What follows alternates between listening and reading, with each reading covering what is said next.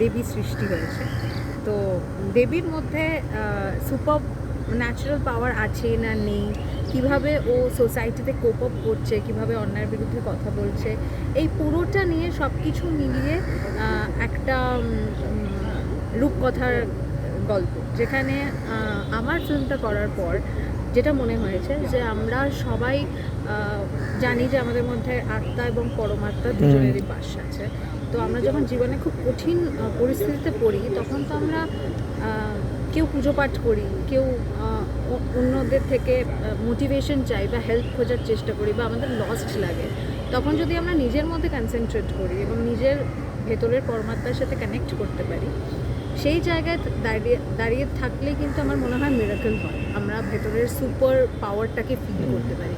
তো দেবী it's a film like কি আমাদের সবার মধ্যে ইনার পাওয়ার আছে, আমরা যাতে সেই ইনার গডের সাথে কানেক্ট করি এবং লাইফের সব প্রবলেম সলভ করে দিই।